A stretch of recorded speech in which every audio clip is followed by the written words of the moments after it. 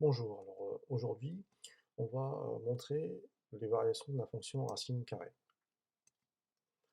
Avant de commencer, on a besoin déjà de connaître c'est quoi une fonction croissante. Alors, une fonction f est croissante sur un intervalle i si pour tout ab de i, a inférieur à b me donne f de a inférieur ou égal à f de b. Alors ici, hein, on aurait pu dire a supérieur à b, et la même chose de l'autre côté, c'est-à-dire une fonction croissante conserve l'inégalité.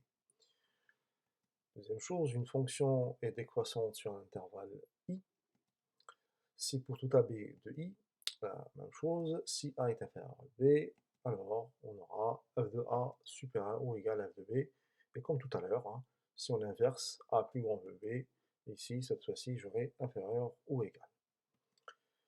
On a besoin aussi de connaître ce que c'est qu'une quantité conjuguée. Alors la quantité conjuguée de racine de a moins racine de b est tout simplement racine de a plus racine de b. Donc la même chose, si j'avais la quantité conjuguée de racine de a plus racine de b, ça me donnerait racine de a moins racine de b. On a besoin de connaître aussi la troisième identité remarquable qui me dit que si a moins b, j'ai facteur de a plus b, ça me donne a carré moins b carré. Alors notre propriété, c'est quoi? Elle me dit que la fonction racine carrée est croissante sur l'intervalle 0 plus infini. Donc on va commencer la démonstration. Alors je vais prendre a et b, deux nombres réels strictement positifs, hein, tels que je suppose que a est plus petit que b. Alors, pour montrer qu'une fonction f est croissante, tout simplement, il faut montrer que f de a est inférieur ou est égal à f de b. Et là, on va voir hein, la courbe, on voit bien que la courbe est croissante. Alors, pour cela, on va étudier le signe de la différence,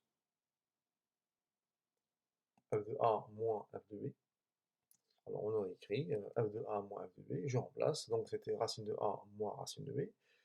Alors du coup, qu'est-ce qui va se faire? On va multiplier cette quantité-là par la conjuguée. Donc on va multiplier et diviser par la quantité conjuguée. Ah, ça revient à, par exemple, à rien faire, hein. Racine de a plus racine de b divisé par racine de a plus racine de b, c'est comme si je multipliais par 1. Alors pourquoi j'ai fait ça? Ainsi, je pourrais utiliser ma troisième identité, donc ça me donnera racine de a carré moins racine de b carré sur racine de a plus racine de b, et la racine par avec le carré, du coup on aura a moins b sur racine de a plus racine de b.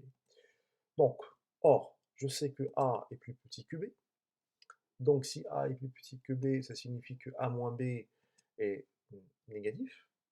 De plus, ben, racine de a plus racine de b, c'est quelque chose de positif. Alors, un nombre négatif sur un nombre positif me donne un nombre négatif. Et donc, on aura f de a moins f de b est plus petit que 0. Donc, qu'est-ce qui s'est passé? En fait, on vient de montrer que si a était plus petit que b, alors f de a est plus petit que f de b. Donc, la fonction racine carrée est bien croissante sur l'intervalle 0 plus l'infini. Et voilà.